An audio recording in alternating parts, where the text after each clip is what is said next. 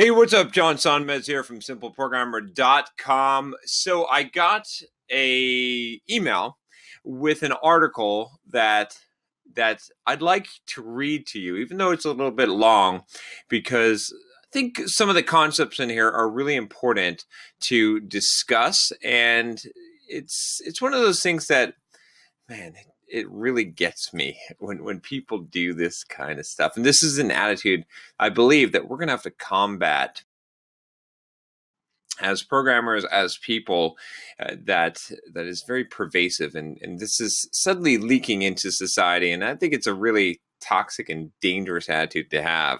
So this article was from Quartz magazine, or Quartz, and the title is "Coding is Not Fun. It's Technically and Ethically Complex." So there's this whole backlash against programming being fun. A lot of people want to say programming is not easy, and stop calling it easy and stop calling it fun, and stop saying that everyone can do it, because when people start to learn programming and it's hard, you make them feel dumb, and you make it seem trivial when it's really not trivial and it's so hard. So, oh, let's cry for the people that struggle with it. Now, granted, it's not super easy, but anyone can do it, and getting started is easy. And we do need to give the message to young people, to people getting into this field, that you can do it, and it is easy to get started. It's difficult to master. You can spend your whole life mastering it, but there's no reason, there's nothing to prevent you from doing it, and you should go with it, right? That's the message I want to convey. That's the message that I want to convey, not just in software development, but in life. In just about anything, I want to encourage people and say, you know what? Everything in life is easy. Everything. Not easy to master, but it's easy to get started, and you can do it. There's no reason that you can't do it. If someone else can do it, you can absolutely do it. That's the attitude that I want to give, rather than the attitude of saying, oh, you know what? It's really, really hard. It's not for everyone. Don't think it's so easy. And if you're having a hard time and you're facing a struggle, it's because people are telling you that it's easy, but it's not. That's bullshit. That's a bullshit attitude. That doesn't help anyone. How does that help anyone? That just makes people feel justified in their laziness and not applying themselves. Anyway, let's get into this article here, because I think this is pretty interesting. I'm going to give some commentary as we go through it. It is fairly long. Programming computers is a piece of cake, or so the world's digital skill gurus would have us believe. From the nonprofit Code.org's promise that anybody can learn, to Apple chief executive Tim Cook's comment that writing code is fun and interactive, the art and science of making software is now as accessible as the alphabet. And that is so fucking true. It is true. It is. Unfortunately, this rosy portrait bears no relation to reality. Really, it doesn't? That's interesting, because I think that it actually does. Today is a time where anyone can become a programmer, and there is so many resources out there that it is ridiculous. It's so much easier than it was 20 years ago. For starters, the profile of a programmer's mind is pretty uncommon. Really. As well as being highly analytical and creative, software developers need almost superhuman focus to manage the complexity of their tasks. Really. I'm not saying that software development doesn't require focus. It is definitely one of the most difficult jobs that there is. But really, come on. Let's discourage everyone from doing this. Manic attention to detail is a must. Slovenliness is verboten. Attaining this level of concentration requires a state of mind called being in the flow. I always program in the flow, by the way. You got to be in the flow, otherwise you can't code. No way. A quasi-symbiotic relationship between human and machine that improves performance and motivation. Coding isn't the only job that demands intense focus, but you'd never hear someone say that brain surgery is fun or that structural engineering is easy. Really? Are we really? Are you telling me that brain surgeons never have fun? That brain surgery isn't fun? I'm gonna say that the challenge of brain surgery is probably fun. I'm going to say that the challenge of anything that's challenging is fun. And if you're going to tell me that programming isn't fun, whoa, maybe you're not a coder. Maybe you've never programmed, because the only fucking reason why I ever started coding was because it was fun, because I like the challenge. Yes, it was hard, but that's the whole point. Video games are fun because they're hard for the most part, right? This is fundamental. Like, to try and say that programming isn't fun is absolutely ridiculous. I can't believe that someone would publish this, and that this is the attitude that we're going to convey to kids, is that it's not fun and that it's not easy. I'm sure there's plenty of people that would say structural engineering is easy once you get the hang of it, once you understand it. To the person, the outsider, maybe not so much, but really, come on. When it comes to programming, why do policymakers and technologists pretend otherwise? For one, it helps lure people into the field at a time when software, in the words of the venture capitalist Mark Andreessen, is eating the world. And so by expanding the labor pool, keeps industry ticking over and wages under control. Okay, now we see the political motives here. Another reason is that the word coding sounds routine and repetitive, as though there's some sort of key that developers apply by rote to crack any given problem. It doesn't help that Hollywood has cast the coder as a socially challenged type, first think later hacker, inevitably white and male. Oh, some more political motivations here, with the power to thwart the Nazis or penetrate the CIA. Not even sure what any of that has to do with coding being fun or not. But hey, let's get our liberal digs in if we can, because that's fun. All right, let's attack the white male again. Let's just randomly do that throughout articles. All right, insisting on the glamour and fun of coding is the wrong way to acquaint kids with computer science. Really? Oh, gosh. All right. It insults their intelligence and plants the pernicious notion in their heads that you don't need discipline in order to progress.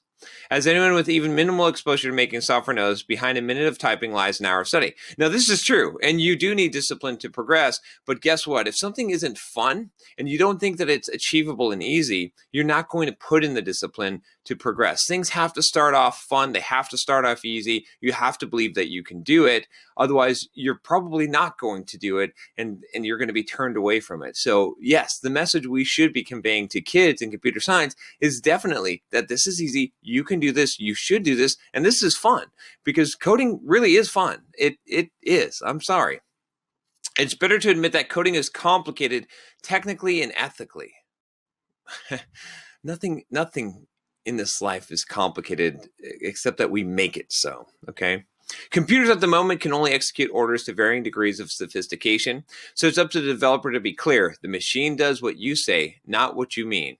That's a true statement. More and more decisions are being entrusted to software, including life or death ones. Think self-driving cars, think semi-autonomous weapons, think Facebook and Google making inferences about your material, psychological or physical status before selling it to the highest bidder. It is rarely in the interest of companies and governments to encourage us to probe what's going on beneath these processes. Again, political motivation, it appears here. All of these scenarios are built on exquisitely technical foundations, but we can't respond to them by answering exclusively technical questions. Programming is not a detail that can be left to technicians under the false pretense that their choices will be scientifically neutral. Really. So what's being said here is that you, Mr. Programmer, we don't trust you. We need to have our little hooks into you to make sure that you're doing the politically correct thing with your code. You can't be trusted, Mr. quote technician, who's a coder, who's doing this very complex and not fun thing. We're going to make sure that we control this, and we have to have more insight into this and make sure you're doing the ethically correct thing, right? So we're going to oversee this. Not anyone can code. Not anyone can code. Only special people and only under our supervision. That's how I'm interpreting this. So yeah, this is a dangerous message, and a pretty unintelligent one, if I might say so myself. You can tell I'm not too happy about this message. But yeah, let's read on. Programming is not a detail that can be left to technicians. I already said that. Under the false pretense that their choice would be scientifically neutral, societies are too complex. The algorithmic is political. Algorithmic. The algorithmic? Okay. Someone really used a thesaurus when writing this article. Automation has already dealt a blow to the job security of low-skilled workers in factories and warehouses around the world. Oh, man, that evil automation, dealing a blow to low-skilled workers. The white-collar workers are next in line. That's to some degree true, but come on, it's evil. The digital giants of today run a fraction of the employees of the industrial giants of yesterday. So the irony of encouraging more people to work as programmers is that they are slowly mobilizing themselves out of jobs. Okay, so I get this. So we shouldn't encourage people to be programmers, because if we do, they will actually be programming themselves out of jobs. So we should encourage them to do what? Write shitty articles, political articles, trying to convince people not to be programmers. I don't know. I don't know what all these people are supposed to do if it's not code, but let's read on and see. In an ever more intricate and connected world where software plays a larger and larger role in everyday life, it's irresponsible to speak of coding as a lightweight activity. Coding's going to be more part of everyday life that everyone's going to need to know, yet it's not going to be a lightweight activity. Okay. Software is not simply lines of code, nor is it blandly technical. Okay. In just a few years, understanding programming will be an indispensable part of active citizenship. An indispensable part of active citizenship. All right. The idea that coding offers an unproblematic path to social progress and personal enhancements works to the advantage of the growing techno-plutocracy that's insulating itself behind its own technology. Wow, that's amazing. So I guess the post first appeared on Aeon, has been republished. Let's see where this goes here. Actually, you can't see that tab. But I will, let's bring up the tab. Let's see. I'll just bring it up here and we'll see what Aeon is and what is this about? The truth about taro. Who names diseases? Polar bears need to be fat and they can't be without sea ice. Not the most reputable site. It doesn't appear to me. So that's kind of funny. So yeah, so I've basically said, I'm a little bit, how can I say, somewhat cynical of this post, but I wanted to read this because this is such a bad attitude to have towards coding. Are we really going to tell kids that coding is not fun, that's too hard for them? Are we really going to try and control coding from a political viewpoint and use scare tactics to say that, oh, it's too dangerous for the average technician to actually control? We need to control it as a society and know what these programmers are doing and make sure that we certify them and make sure that we regulate all of this so that not anyone can become a coder. See, this is the problem, okay?